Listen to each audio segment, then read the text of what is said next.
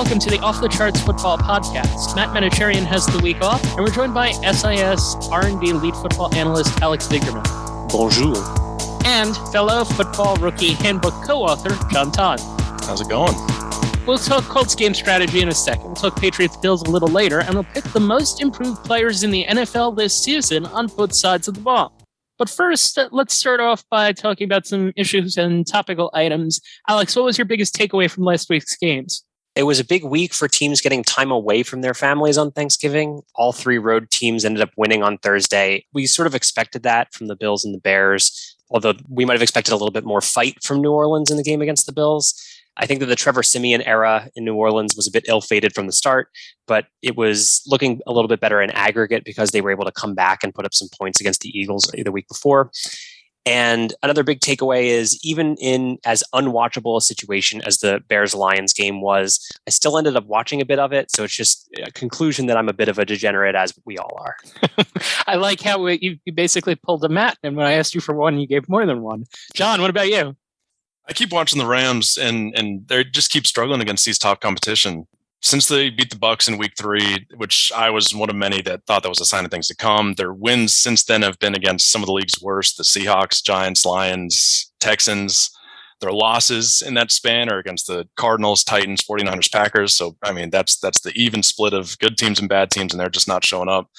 Defense has been really struggling. I mean, a lot of high-paid guys, high acquisition costs on offense and defense, and guys aren't showing up. They're 3-game losing streak. Their passing EPA is way down there. Their defense and pass rushing point saved are way down there. And just from a personal perspective, Sean McVay's eating it up, losing to his friends and former coworkers, Kyle Shanahan, Matt LaFleur, back-to-back. 4 of their last 6 games are against top playoff contenders, so they really need to right the ship quickly. Where are they most likely to get better? You got to think Stafford's going to turn around. He was so good early on this season. He's still way up there in passing yards. It's still a very high-powered passing attack. The efficiency hasn't been there. I think you got to expect Stafford to turn around and get more comfortable in this offense as he progresses through the season. We'll see if he can do that. So there were 2 topics that I know that you guys wanted to cover, and cover is an operative word here. For the second straight season, home field advantage basically doesn't exist. A year ago, NFL teams finished a game under 500 at home, the worst home record in league history. This season, home teams are 89, 90, and 1 overall. And it's a gambling story, too. The website betsided.com notes that home favorites are 41, 64, and 1 against the spread. That's lopsided. Alex, speaking in broad strokes here and sticking to the football perspective, what should we make of this? Well, first of all, I think it's worth pointing out that this does not just include the post-pandemic season.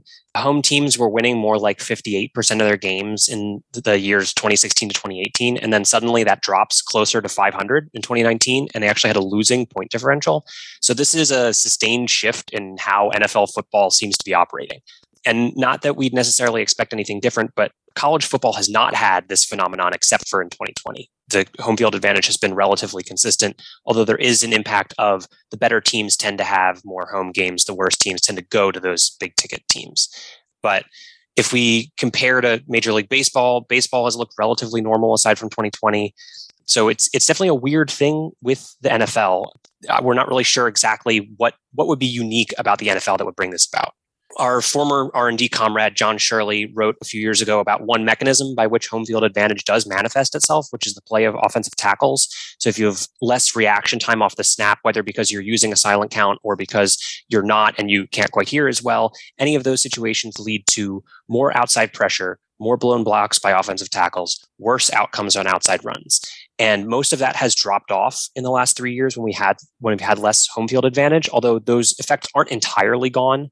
And we understand that there's probably other impacts of home field advantage, not just specifically on the offensive tackles. But it's something that I feel like we just need to keep reminding ourselves as viewers that this isn't just a pandemic year thing. Like there's something interesting happening with the NFL and home field advantage.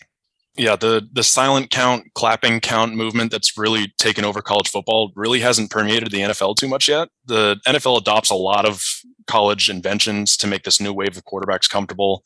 But the league still seems like it's working with the classic hard count cadences and valuing the command of a huddle and everything. So there definitely could be something there as one of the kind of dichotomies still between the two levels. But then just the parity of the NFL evening the playing field, especially this year, it seems. Everybody who was watching football this weekend saw those in the hunt graphics all weekend that had 14 of the 16 NFC teams. There's only a handful of teams across the sport that are out of the race as we turn to December. So it's great for league interest. It's great for close games and underdogs, road teams, all those kind of things. The whole any given Sunday mantra is definitely alive and well. I think the thing about, a bunch of teams in the hunt and whatever also makes it interesting for the way that the playoffs will work out, because if home field advantage isn't important, it's not as important to win the division. It's not as bad to be a wild card team and lose that home game. So it does sort of have a dual effect where it makes for a little bit more interesting results during the regular season, but also might manifest itself in the postseason. I think the only way that the home field advantage aspect does play in late in season in the playoffs and things is when weather gets involved. When we're talking about there's some stadiums that just have that factor, combined with the history of recent history of being a difficult place to play, the loudness, the cold weather, the environment, all that kind of stuff plays in. Kansas City's always one that comes up. Big bowl, strong opponent, very loud fans, cold, recent history of being a tough place to play. That just kind of mentality gets in your head. There's some places like Dallas where the enormity can feel like it's an exciting big stage and it's not really intimidating. It's kind of a cool thing for guys to play there. But then you get Lambeau, which has that gravitas, as well as the late season weather, the opponent that knows how to play there. There's a mentality aspect to that, the long history of success. So there is still a place for, I think, a home field advantage, but I really don't think it comes into play until really starting right now, pretty close to winter season.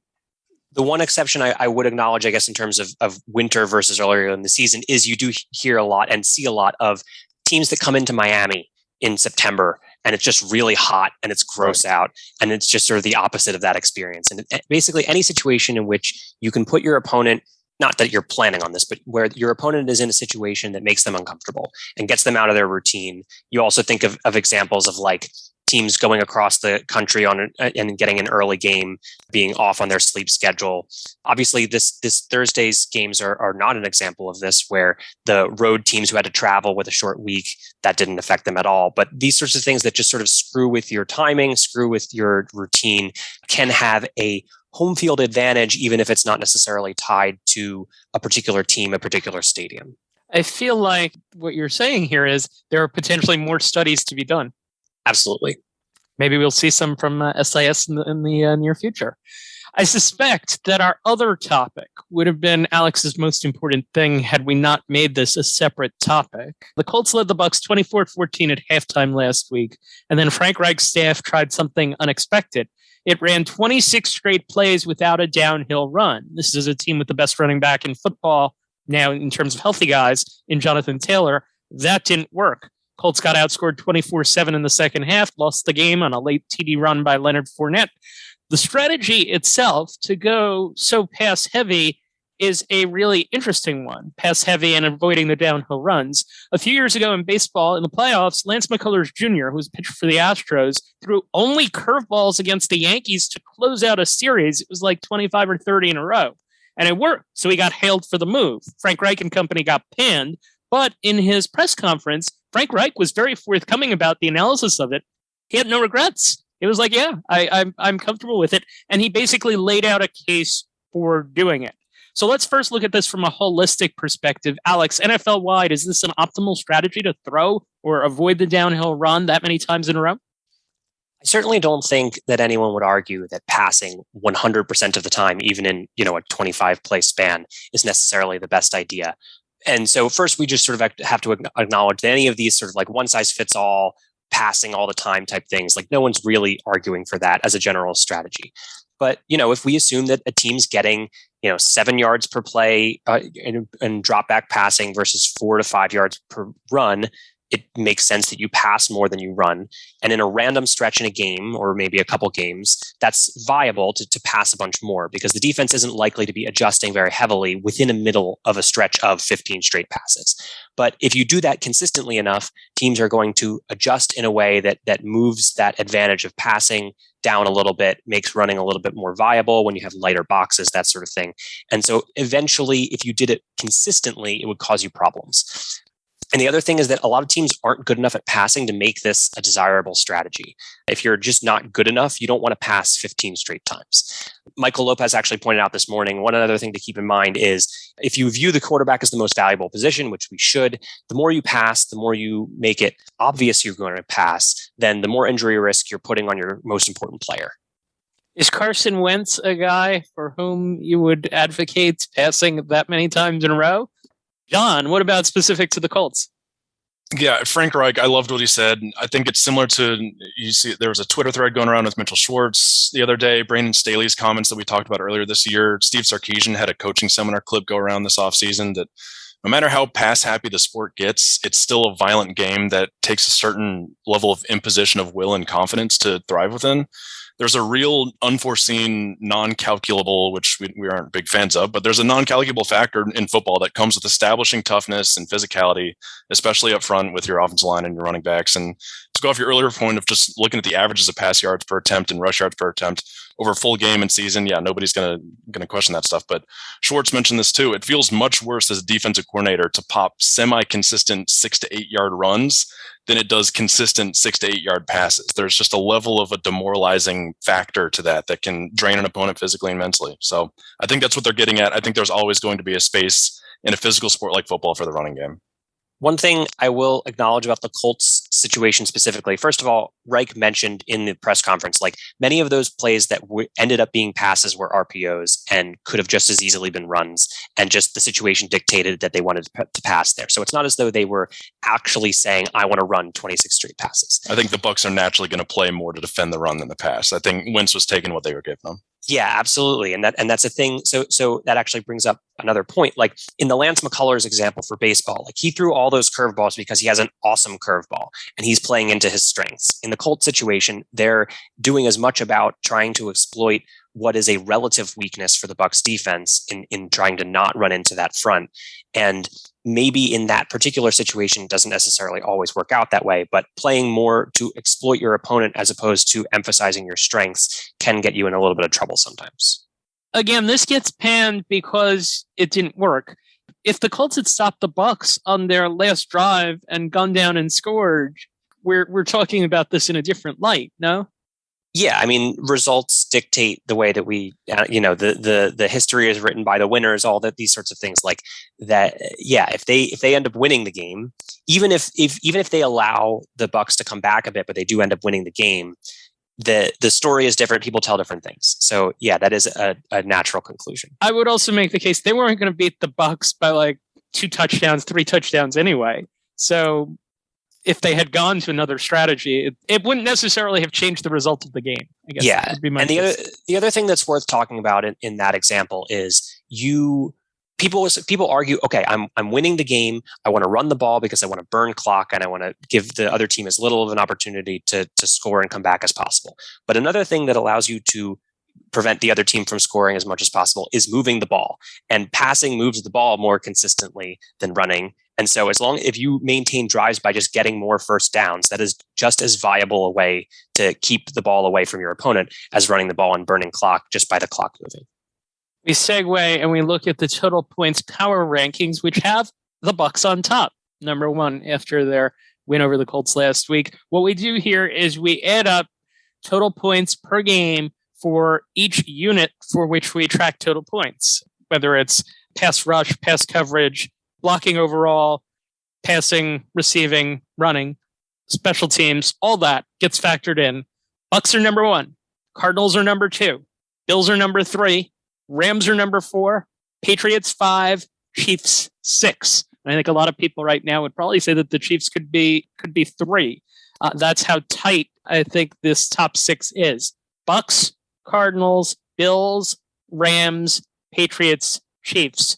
Those are our top 6. And who's 32 in this? We mentioned this last week. We mentioned it again this week. Unusual. A team that's only 1 game under 500 is number 32. And they're playing the Bucs this week, the Falcons. The different units for the Falcons, just the data indicates that they do not add up favorably. And I think that's a product of some blowout losses to some good teams. And no particularly, I guess you would say, impressive victories, and no particularly impressive performances. That's no particular. I mean, that's quite a harsh representation of them. But yeah, and it does mean that this is an interesting test case for this way of evaluating teams, because if you're looking at the best team playing the worst team, then you expect it to be a total blowout. And obviously you can't make any broad sweeping generalizations from the results of one game, but it will be interesting to see how that works itself out. Bucks and Falcons played earlier this year. Bucks ran away with the game in the fourth quarter. Matt Ryan threw a pair of pick sixes in that one. As we segue to talk about the games for Week 13, I do want to mention one thing that we're doing on the college football front. We're announcing this coming week the All-SIS team. John, you want to fill us in on that? Yeah, this is our inaugural All-American team. Uses our total points metric that we've talked about. We did something similar for the all-rookie teams in the NFL last year. Used it a bit more as just a crutch this year and kind of gave some more personal input as well this season. So, yeah, look for that coming out soon. College football first and second team All-Americans via SIS. Yeah, we don't talk a lot of college football on the show, but this will give you a chance if you check out our social media. That would be sportsinfo_SIS on Twitter and football_SIS as well. To Week 13 in the marquee game, Patriots Bills. They'll play twice in the next few weeks. The Pats are 8-4. They've won 6 in a row. The last 4 haven't been close. Pats are allowing only 16 points per game. They lead the NFL with 19 interceptions on defense. The Bills are right there with them. These are 2 defenses against whom passing the ball is harder than most. Bills were 4-1. They've gone loss, win 3 straight games to go to 7-4. Let's hit on one key point first. No Tre'Davious White. He's done for the year. Got hurt last week. How does that impact the Bills? They might miss him a little bit more next week when they face Tampa Bay. The Patriots don't necessarily stress the defense as much through the air as obviously the Bucs will. Also worth pointing out that White hasn't been the only reason the Bills' defensive backfield has been really good this year. Jordan Poyer has 5 picks on his own. Levi Wallace and Taron Johnson at corner are both in the top quadrant among cornerbacks in yards per cover snap and also in EPA per target allowed. So maybe not a big effect for Tre'Davious White's absence, and we now learn that the Bills are better than and more than just him, certainly. So I ask this each week, what do we make of the Pats? Yeah, I mean, and sort of another thing we talk about each week is we have a lot of teams who have a lot of highs and lows, and the best team in the NFL keeps going in and out, and teams being super run heavy, super pass happy, as we talked about earlier with the Colts, who could kind of do both. The Patriots are getting a lot of value in just being good enough in every facet. So if we look at those total points rankings that make up our overall power rankings, they're ranked between 5th and 13th in every facet of total points, including special teams. So in a season where basically no one else can claim being average or better across the board, except for basically the Bucs, like they're being good enough in every facet really has been a credit to them. Surprising to me, since the Patriots win streak started in week 7, they're second in the NFL in offensive touchdowns behind those Colts that we talked about. Not really something I expected. And both teams are doing it with that balance of being top 5 in rushing and passing touchdowns. On the Bills side, like Mark said, they've been extremely inconsistent. They were the last team to beat the Dolphins before this Miami run that they're on. Then they lost to the Jaguars, crushed the Jets, got blown up by the Colts, dominated the Saints back and forth every week. I mentioned earlier this year that the Patriots spent this offseason building a new identity around being a ground and pound running game, efficient ball control passing attack. They struggled with that 2 months ago, late in September or so, but they found it again. Damian Harris and Ramondre Stevens have been playing really well, that offensive line. But despite their inconsistency of late, the Bills are second in the league in defensive run stuffs since that bye and 5th overall this season. And then despite the Patriots being really successful on the ground overall during their win streak, they actually lead the league since week 7 in zeros or negatives in the run game. So without Tre'Davious White, this feels like it might be a big game for Mac Jones to see if he can carry the show through the air in a game that they might have to pivot from that rushing attack they've been leaning on. Is he capable of having a very strong game against this Buffalo team? I think he is. He's been playing so efficiently lately. Their offensive scheme's been fantastic for him, really not putting too much on his plate, going back to his Alabama days as well, where a lot of it is just kind of letting his playmakers make plays and letting the offense kind of dictate itself. So again, not too many big plays or anything. I think they pretty much stick to the script. Like I said, the Patriots have been getting stuffed a lot, but they're still breaking big runs. Their rushing attack's still been very successful. So if they can stay consistent enough in the run game and stay to their game plan to some degree, then I think it could be another game for Mac Jones. You're talking about the Patriots and growth game for Mac Jones. I saw something on ESPN, I think it was ESPN or The Athletic this week, that made me cringe a little bit. This might be the best coaching job of Bill Belichick's career. We still got 6 weeks left, people. Come on. Alex, what's the most watchable aspect of this game? Well, speaking of Bill Belichick and coaching, we know about his sort of cut the head off the snake strategy on defense, and Stephon Diggs is that head. Pats have really only faced one threatening pass offense during their little run here, and that was the Chargers. The Pats played a ton of zone in that game, and they did a pretty good job, all things considered. But Diggs is a more singular threat than the Chargers have with both Keenan Allen and Mike Williams. So it's a different, you'll probably see a different strategy from the Pats in this game. Diggs did have a monster game in Week 16 against New England last year. He had 90-plus yards and 3 touchdowns against man coverage alone. So it'll be interesting to see what the Pats go with this time around. Let's move to Broncos-Chiefs. Chiefs have won 4 in a row. They're one game ahead of the Broncos and everyone else in the AFC West. This is the first of 2 for these teams. They also closed the season in Denver. The Chiefs sacked Dak Prescott 5 times, intercepted him twice. Patrick Mahomes got sacked 3 times and was intercepted once, and the Chiefs dropped a bunch of passes too. That kept the game low scoring. Broncos were 3-0. They're now 6-5, but the last 2 wins are good ones. They'd gone into a funk, and then they pick up a couple of good wins against the Cowboys and the Chargers. They're coming off of a really good game against Justin Herbert. Andy Reid excels coming off buys historically, as we know. Let's dig into the intricacies of this one. John, what should we talk about here with regards to the Chiefs? It feels like we say this a lot, but it seems like it's Kansas City's to lose, especially with all they have going on right now. The Chargers have been inconsistent, out of sorts a bit lately. That Broncos game last week didn't come as a total surprise. I do think this Broncos team could be a bigger test for the Chiefs than some expect. Alex is going to talk about it some too, but the Chiefs have struggled surprisingly with their passing attack against man coverage this year, and the Broncos are one of the top teams to run true man coverage at one of the highest rates in the league this season. Also one of the better screen offenses versus screen defenses. So that's something to look out for. But yeah, like you mentioned, the Chiefs are coming off a bye. Andy Reid's something like 26-6 in his career, including the playoffs, coming off of a bye. They're getting healthy. They've won 4 straight. Clyde Edwards-Helaire's back. They're kind of getting all their pieces back in where they should be on defense. They got 3 straight division games coming up. They got 2 in primetime and 2 at home. And only once in this winning streak, they scored more than 20 points. Earlier this season, all we could talk about was how the defense was letting them down, and now the defense has been carrying them lately. So, like I said, I think there might be a bigger test than some expect. The Broncos have been playing decently lately, but there's a lot going in favor of Kansas City. It's hard to go away from that. Yeah, to your point about the Broncos as a defensive matchup, it really is an interesting matchup, particularly if you take into account how the Chiefs have performed in previous seasons when they were a little bit more high-powered. The Broncos are playing as much man coverage as anyone. Mahomes normally destroys man coverage. This year he's had a little bit more trouble with that. The Broncos also blitz a lot, and Mahomes really destroys teams when they rush extra guys against him. Again, a little bit less so this year. So the Broncos, it's an interesting situation just to see what they end up doing against a quarterback who should be able to sort of tear up the kinds of things that they've been doing this year. Last year, they weren't quite so extreme in those tendencies. And Mahomes had a couple solid, if unspectacular days, dealt with a little bit more pressure than he typically does, but had fairly good outings last year.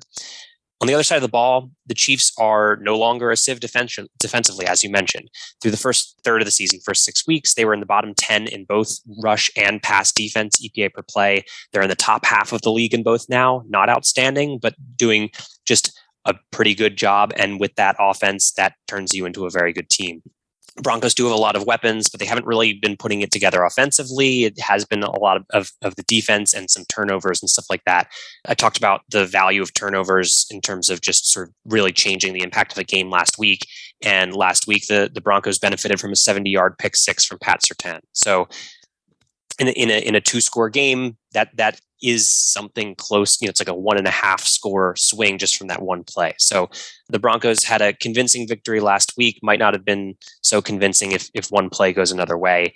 And yeah, so I do lean the Chiefs here. But I do think that the Broncos are presenting a good balance of defensive quality, run and pass mix that could prove a little bit of a challenge for a Chiefs defense that has been pretty good, but hasn't been, obviously early in the year was quite poor.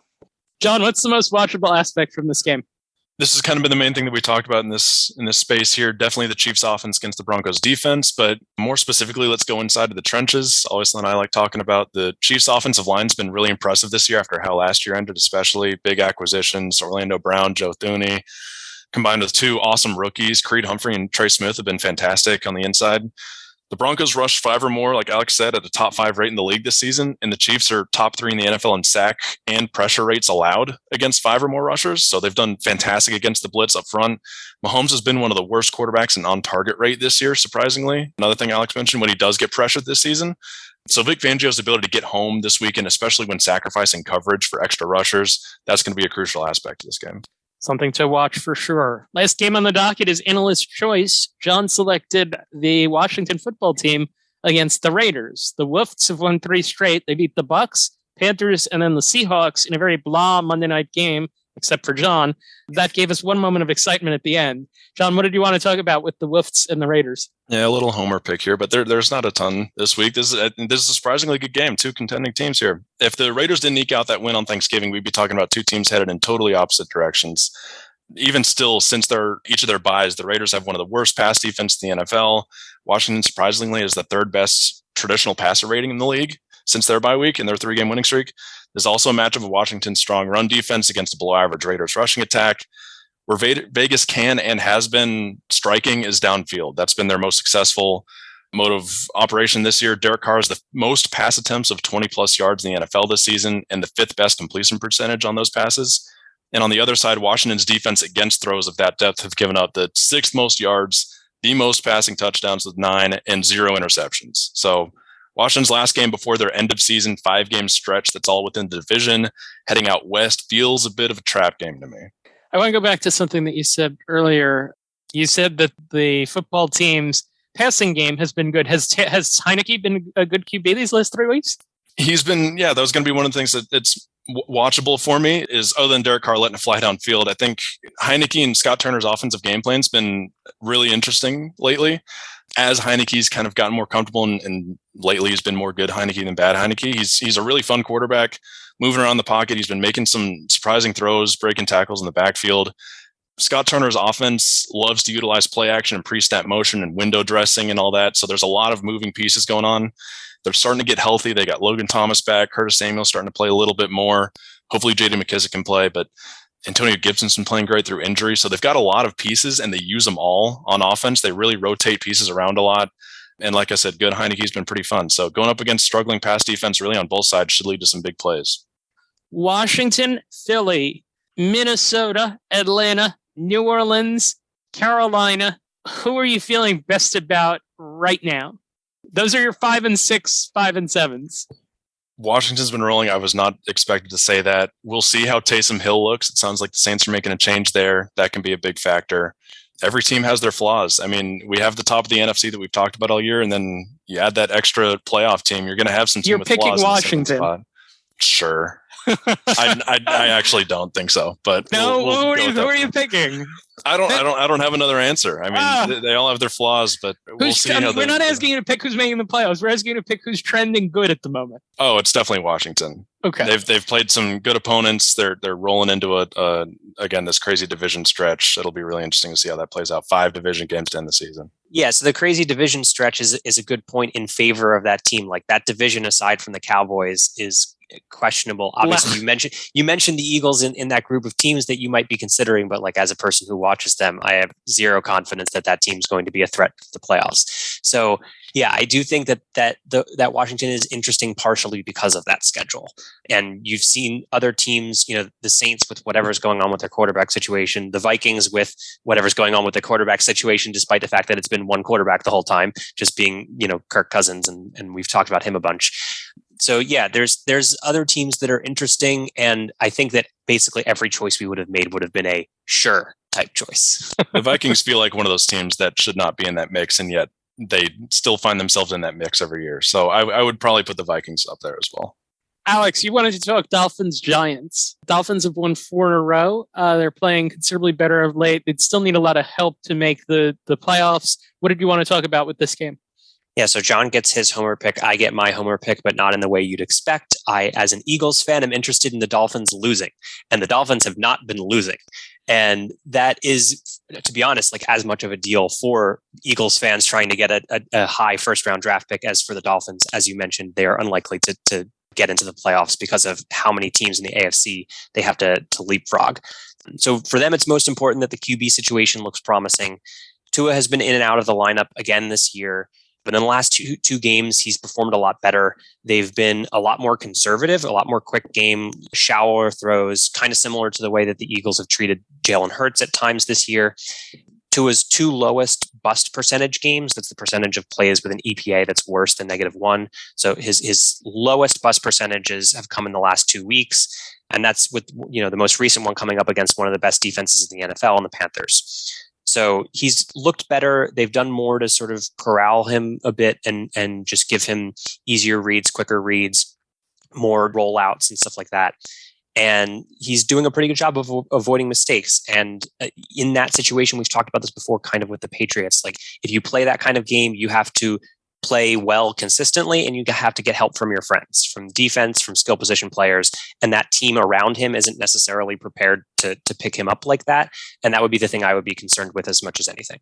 If we're talking about, we've been talking about sort of watchability for games, one thing that is not as watchable as it might have been in other times, but I always want to watch Saquon Barkley for the Giants, local guy, Copley, Pennsylvania, SIS favorite. And, he's been, again, like with Tua, in and out of the lineup, lots of injuries, has not really looked himself, has had only, 1 or 2 games where he's had an above average, points above average. So has been kind of struggling, but has been a little bit hampered by offensive line play for sure, but also just hasn't had a ton of those like game-breaking plays, big runs, broken tackles, all that kind of stuff. You just haven't seen that much from him, but he's still just such an intriguing player and such sort of a marvel when he's good that he's someone who's, worth watching regardless. And a new offensive coordinator for the Giants as well to work with. Let's close the show with another round of scouts versus stats. And our topic is the NFL's most improved player. John, who's your offense pick?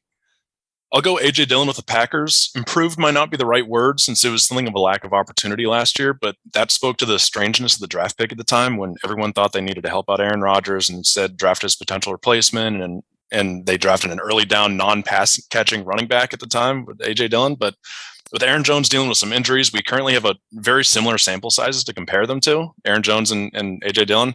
And their production's been nearly identical, 133 to 128 carries, 564 to 543. Rushing yards, the same number of broken and missed tackles, exactly. Jones has 1 more touchdown, but Dillon has 8 more first downs. Jones has run almost twice as many routes, but the receiving stats are surprisingly close too. Especially as winter arrives in Lambeau, the Dillon being the bigger back, he's really carved himself out a nice role in that offense. Alex, who's yours as we bring the show back full circle here? Yeah, so we'll talk a little bit more about the Colts. I feel like this has to be Carson Wentz. He was last among quarterbacks in total points per snap last year. Obviously, he also played a bunch, so he was also pretty bad in total. And our multi-year number 1 quarterback ranking system, he was the second worst, only ahead of Sam Darnold.